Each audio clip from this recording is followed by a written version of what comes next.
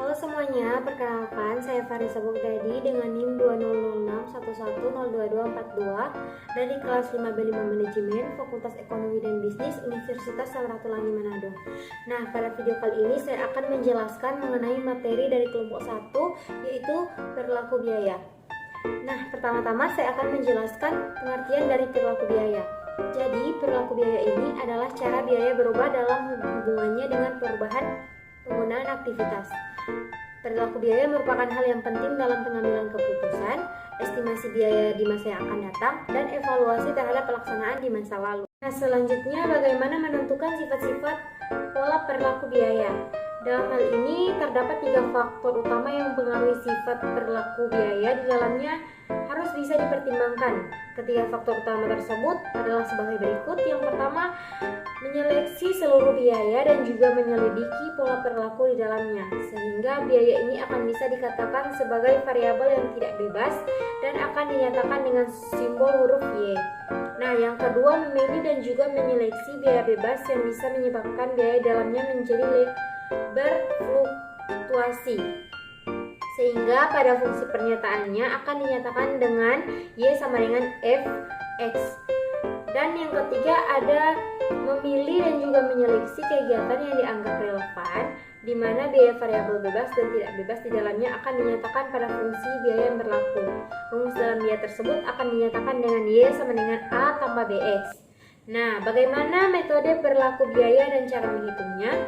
Dalam metode biaya, bisa diketahui bahwa terdapat 2 pendekatan yang bisa digunakan untuk menghitung perilaku biaya tersebut, yakni dengan menggunakan metode titik tertinggi dan terendah, metode biaya biaya berjaga, dan juga metode kuadrat terkecil. Nah, metode titik tertinggi dan terendah ini untuk bisa memperkirakan fungsi biaya, maka analisis biaya yang di dalamnya harus bisa dilakukan dengan cara tingkat kegiatan yang paling tinggi nilainya, yang mana cara tersebut akan membandingkan tingkat kegiatan terendah di masa lalu. Oleh karena itu, selisih yang ada pada biaya ini akan termasuk ke dalam suatu biaya variabel. Nah, selanjutnya metode biaya berjaga. Metode yang dilakukan dalam hal ini akan memanfaatkan perhitungan pada biaya yang tetap harus dikeluarkan meskipun perusahaan tutup untuk sementara waktu, namun produknya harus disamakan dengan 0 atau tidak sama sekali. Nah, yang terakhir ada metode kuadrat terkecil. Untuk menggunakan metode ini diperlukan hubungan antara biaya dengan volume aktivitas. Dalam hal ini juga akan terbentuk garis lurus dengan adanya persamaan garis regresi Y sama dengan A tambah Bx, sehingga pada huruf yang akan diartikan sebagai variabel tidak bebas, yang perubahan di dalamnya akan ditentukan oleh perubahan variabel X, yakni variabel bebas. Metode pemisahan biaya tetap dan biaya variabel. Metode titik tertinggi dan terendah menghitung biaya variabel dan biaya tetap menggunakan titik berbeda, yaitu titik tertinggi dan terendah. Dan metode scatter graph, suatu plot dari biaya terhadap tingkat kegiatan masa lalu menggunakan variabel, yaitu variabel dependen dan variabel independen. Metode analisis regresi atau least square, yaitu suatu pendekatan yang efektif dan sederhana dalam mengukur rata-rata perubahan variabel dependen yang berkaitan dengan kenaikan unit dan kuantitas satu atau lebih variabel independen dan menggunakan persamaan matematis, yaitu Y sama dengan A tambah Bx. Nah, selanjutnya apa tujuan dari biaya produksi ini? Tujuan pencatatan biaya produksi untuk memastikan pertama, profitabilitas dan bisnis serta membantu dalam analisis komparatif biaya. Pencatatan akan dilakukan setelah barang yang sudah selesai dibuat. Nah, faktor-faktor apa saja yang mempengaruhi biaya produksi ini? Faktor yang mempengaruhi biaya produksi adalah pengaruh manajemen, biaya-biaya yang dikeluarkan dengan keluaran, dan pengaruh perubahan volume kegiatan terhadap biaya. Selanjutnya, apa perbedaan biaya dengan biaya produksi? Nah, biaya produksi merupakan biaya-biaya yang dikeluarkan dalam pengelolaan bahan baku menjadi produk, sedangkan biaya non-produksi merupakan biaya-biaya yang dikeluarkan untuk kegiatan non-produksi seperti kegiatan pemasaran dan kegiatan administrasi umum. Bagaimana cara menghitung biaya produksi ini? Nah, total HPP sendiri terlebih dahulu harus menghitung total biaya produksi dengan rumus berikut. total biaya produksi sama dengan bahan baku yang digunakan ditambah dengan biaya tenaga kerja langsung ditambah dengan biaya overhead pabrik. Nah, apa yang terjadi apabila biaya produksi ini terlalu tinggi? Jika biaya produksi meningkat, maka harga barang akan diproduksi tinggi. Menghasilkan produksi akan menawarkan barang produksinya dalam jumlah yang lebih sedikit. Nah, selanjutnya ada 3 jenis perilaku biaya. Yang pertama ada biaya tetap atau fixed cost, yang kedua ada biaya variabel, dan yang ketiga ada biaya campuran. Nah, biaya tetap ini mempunyai karakteristik biaya yang jumlah totalnya tetap konstan, tidak dipengaruhi oleh perubahan volume kegiatan atau aktivitas dengan tingkatan tertentu. Biaya tetap ini untuk kepentingan perencanaan dan pengambilan keputusan dibagi menjadi 3, yaitu ada discretionary fixed cost, adalah biaya tetap yang pengeluarannya bisa dipengaruhi oleh kebijakan manajemen, sehingga sering disebut dengan biaya yang bisa dikelola.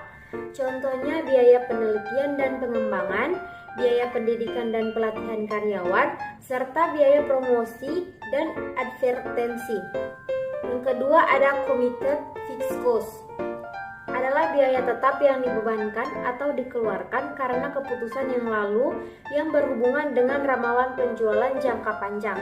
Nah, contohnya biaya penyusutan aktiva tetap, biaya pajak kekayaan, asuransi, dan gaji para direktur.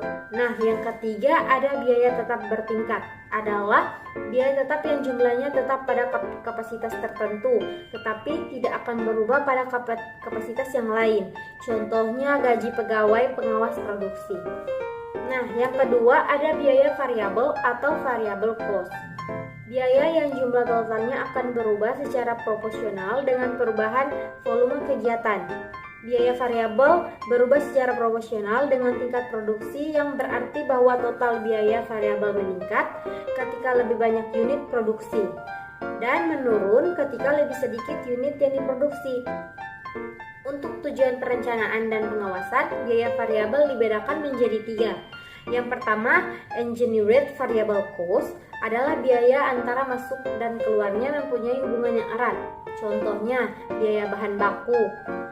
Yang kedua ada discretionary variable cost, adalah jumlah total biaya-biaya sebanding dengan perubahan volume kegiatan yang dikarenakan kebijakan dan keputusan manajemen.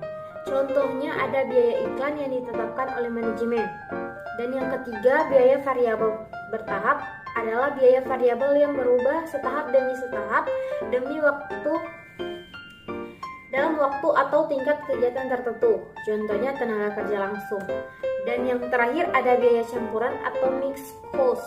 Biaya campuran atau biaya semi variabel memiliki sifat biaya dan biaya variabel karena adanya komponen variabel yang tetap di dalamnya. Karakteristik biaya campuran itu ada 2, yaitu yang pertama ada biaya yang jumlah totalnya berubah sesuai dengan perubahan volume kegiatan. Akan tetapi sifat-sifat perubahannya tidak sebanding, seperti semakin tinggi volume kegiatan, semakin besar jumlah total biaya, dan semakin rendah volume kegiatan, semakin rendah pula jumlah total biaya, tetapi perubahannya tidak sebanding. Yang kedua, biaya persatuan berubah terbalik dihubungkan dengan perubahan volume kegiatan, tetapi sifatnya tidak sebanding. Nah, di sini ada catatan, yaitu sumbu vertikal Y mewakili total biaya atau total cost, yang timbul juga disebut variabel terikat atau dependent variable. Sedangkan sumbu horizontal X mewakili total aktivitas atau total activity, juga disebut variabel bebas atau independent variable. Nah, pemisahan biaya variabel per unit dan biaya tetap per periode dalam jumlah biaya campuran dapat menggunakan salah satu metode sebagai berikut. Yang pertama ada metode titik tertinggi dan terendah atau high and low point atau HLP, persamaan untuk penentuan biaya variabel per unit dan tetap. Biaya variabel per unit sama dengan biaya tinggi dikurangi biaya rendah dibagi dengan output tinggi dikurangi dengan output rendah. Nah, biaya tetap dihitung dengan rumus persamaan garis lurus atau linear, yaitu Y sama dengan A tambah BX, di mana Y sama dengan biaya campuran, A sama dengan biaya tetap yang terdapat dalam biaya campuran, B sama dengan unit produksi atau ukuran lainnya, dan X sama dengan biaya variabel per unit dalam biaya campuran. Nah, yang kedua ada metode kuadrat terkecil atau least square method. Metode ini biasanya biaya variabel dan biaya tetap dihitung berdasarkan persamaan garis lurus.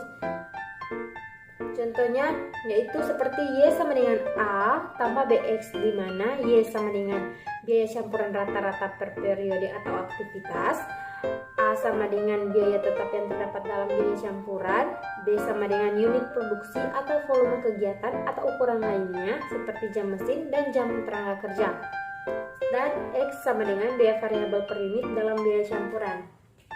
Nah, selanjutnya di sini ada rumus B sama dengan N sigma XY dikurangi dalam kurung sigma X dalam kurung sigma Y dibagi dengan X sama dengan sigma X pangkat 2 dikurangi dengan dalam kurung sigma X pangkat 2. Selanjutnya A sama dengan sigma Y dikurangi dengan B dalam kurung sigma X dibagi dengan N. Nah, yang ketiga ada metode scatter graph. Metode ini adalah suatu metode penentuan persamaan suatu garis dengan memplot data dalam suatu grafik, sehingga hubungan antara biaya dan tingkat aktivitas dapat terlihat. Nah, biaya variabel per unit itu sama dengan Y2 dikurangi Y1 dibagi dengan X2 dikurangi X1. Biaya tetap sama dengan biaya aktivitas dikurangi dalam kurung biaya variabel per unit X tingkat aktivitas. Nah, selanjutnya pemisahan biaya semi variabel ke biaya tetap dan biaya variabel harus dilakukan manajemen karena bermanfaat. Yang pertama, A. Untuk perencanaan dan pengendalian seperti menyusun rencana biaya yang lebih teliti untuk suatu aktivitas tertentu di masa datang. B. Pengambilan keputusan secara rasional dengan memperlihatkan biaya variabel. Dan C. Untuk membuat laporan presentasi yang lebih adil dengan memperlihatkan biaya variabel yang terkendali. Klasifikasi biaya memiliki pengertian sebagai sebuah pengelompokan dan elemen biaya secara sistematis dalam penggolongan tertentu. Kegiatan klasifikasinya sendiri bertujuan untuk membuat laporan terkait mengenai data yang akan ada dan bertujuan memberikan data keuangan perusahaan secara faktual berdasarkan peruntukan dan penggolongan, di mana sumber dari klasifikasi ini sendiri didasarkan pada sumber ekonomis yang diukur dalam satuan uang. Klasifikasi ini sendiri disusun dengan tujuan tertentu, misalnya untuk membuat evaluasi keuangan, pelaporan keuangan, atau lainnya. Nah, bagaimana contoh dari sebuah klasifikasi biaya ini? Biaya dapat diklasifikasikan ke dalam kategori berbeda untuk tujuan yang berbeda. Biaya dapat dikategorikan menurut fungsi manajemen, kemudahan keterlacakan, waktu pembayaran terhadap pendapatan, berlaku sesuai dengan aktivitas, dan relevansi dengan pengambilan keputusan. Nah, menurut fungsi manajemen, biaya produksi ini dikeluarkan di pabrik untuk mengubah bahan mentah menjadi barang jadi. Ini termasuk biaya bahan baku yang digunakan atau bahan langsung, tenaga kerja langsung, dan overhead pabrik. Nah, untuk biaya non-manufaktur ini tidak dikeluarkan untuk mengubah bahan menjadi barang, jadi ini termasuk biaya penjualan seperti biaya iklan, biaya pengiriman, gaji, komisi penjual, biaya administrasi seperti gaji eksekutif dan biaya hukum. Nah, menurut kemudahan pelacakan, biaya langsung ini adalah biaya yang dapat dilacak langsung ke objek penataan biaya tersebut tertentu seperti produk, departemen, atau cabang tertentu. Nah, contohnya termasuk bahan dan tenaga kerja langsung. Beberapa biaya operasional juga dapat diklasifikasikan sebagai biaya langsung seperti biaya untuk produk tertentu. Nah, untuk biaya tidak langsung, biaya yang tidak dapat dilacak oleh objek penetapan biaya tertentu. Nah, mereka juga biasa disebut biaya umum atau biaya bersama. Biaya tidak langsung termasuk biaya overhead, pabrik, dan operasi yang menguntungkan lebih dari satu produk, departemen, atau cabang. Fungsi adanya klasifikasi biaya dalam berbisnis. 1. Membuat akurasi data pembiayaan. Fungsi dari dari klasifikasi biaya yang pertama adalah untuk membuat operasi data sebuah pembiayaan menjadi jelas dan tidak samar. Yang kedua, membuat pemisahan data yang jelas sesuai kebutuhan divisi dalam perusahaan.